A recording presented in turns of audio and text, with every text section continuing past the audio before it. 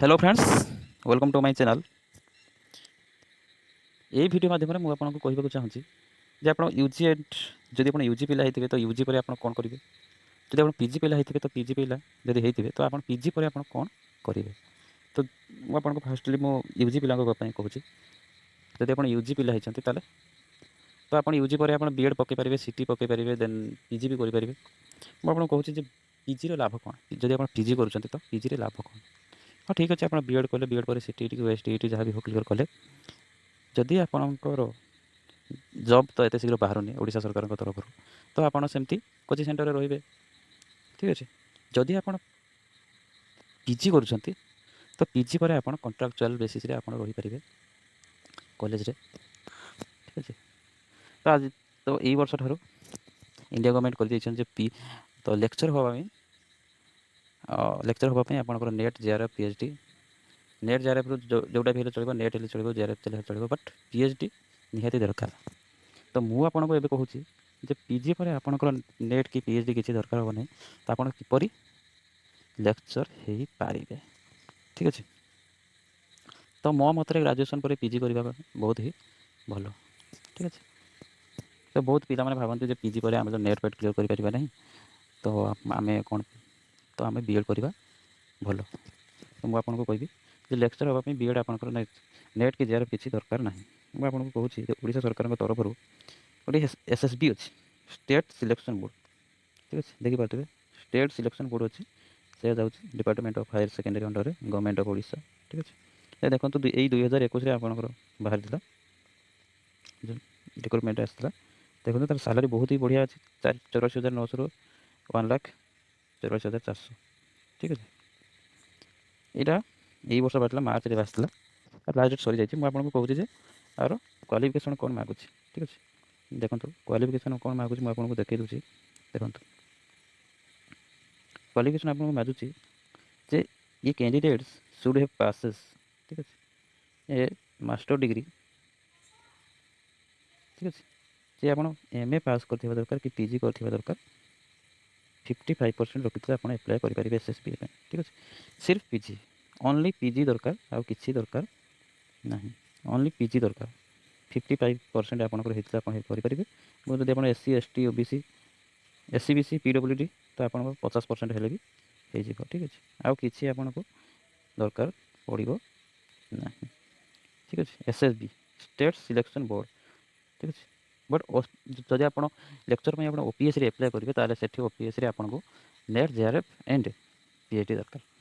ठीक अच्छे, net JRF जहाँ भी चलो, नेट हेल्ले चलो कि जेआरएफ हेल्ले चलो, बट पीएचडी निहाती दरकार। ठीक अच्छे, देन देखो मुझे कहीदे एसएसबी भी आपंकर सिलेबस भी बहुत ही कम अच्छी। देखो मुझे हिंदी देखा स्टेट सिलेक्शन बोर्ड भुवनेश्वर तरफ। देखो जदि आप नेट देवे तो नेट बहुत भी फास्ट सिलेबस अच्छी। देखो एसएसबी बहुत ही कम सिलेबस अच्छी। देखो पार्ट 1 अच्छे आपंकर आदिकाल, भक्तिकाल और रीतिकाल। पार्ट 2 अच्छी भारतेंदु युग, द्विवेदी युग, छायावादी युग, प्रगतिवाद, प्रयोगवाद और नई कविता। ठीक अच्छे, पार्ट 3 अच्छी कविता, कविदास अच्छी, सरदास अच्छी, तुलसीदास, बिहारी लाल। देखो कविदास अच्छी गुरुदेव की अंग। ठीक है, देखिपे मो लिंक देती आप देखिए। ठीक है, जयशंकर प्रसाद अच्छी, निराल अच्छे, अज्ञ अच्छी। ये हूँ आप हिंदी सिलेबस। पुणी देखुए ये हूँ गद्य गद्य साहित्य, प्रेमचंद्र अच्छी। ठीक अच्छे, गोदान अच्छी, चित्रलेखा अच्छी।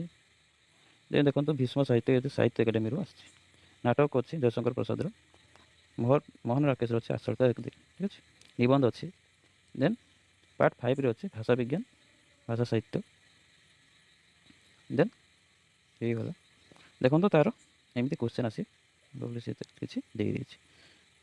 ठीक अच्छे, यूनिट 4 आसो आपंकर उपन्यास गद्य साहित्य एतिक। ठीक अच्छे, आउ कि ही ना एतिक आसो आपंकर चित्रलेखा आसो, गोदान आस।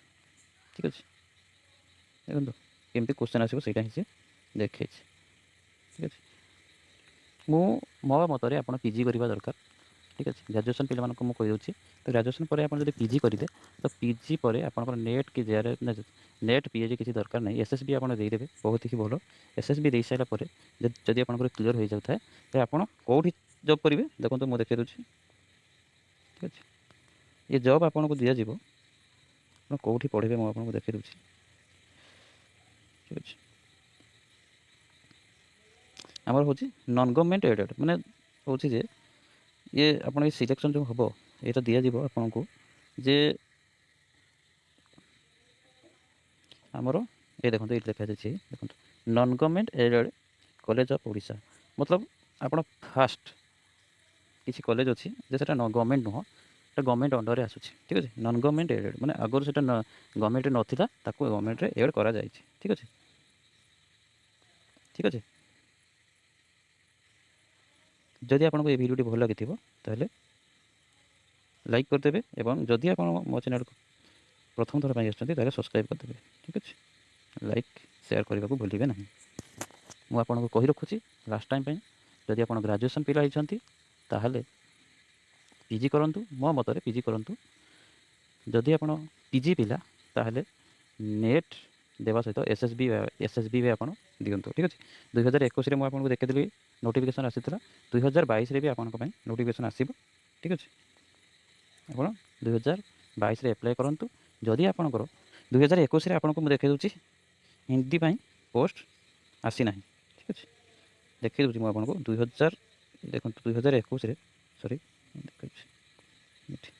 2021 जो बाहर था तो सेठी आप देखूँ हिंदी ना ठीक अच्छे देखो हिंदी ना बटनी अच्छी chemistry commerce economics education English home science logic mathematics physics Sanskrit बाहर बट हिंदी बाहर टोटाल 962 पोस्ट बाहर बट हिंदी बाहर तो 2022 बाहर पक्का 2022 बाहर ठीक अच्छे यही वर्ष जब आप पीजी पास कर तो आप आर वर्ष पकई पारे ठीक अच्छे देखो ये देखो फॉर द पोस्ट ऑफ ये पोस्ट बाहर for the post of lecturers in non government aided college of Odisha ठीक है आप ऑटोनोमस रे केबे भी चाकरी करेंगे ना आप डिग्री कॉलेज आप पाई पारे थैंक यू जय जगन्नाथ गुड नाइट।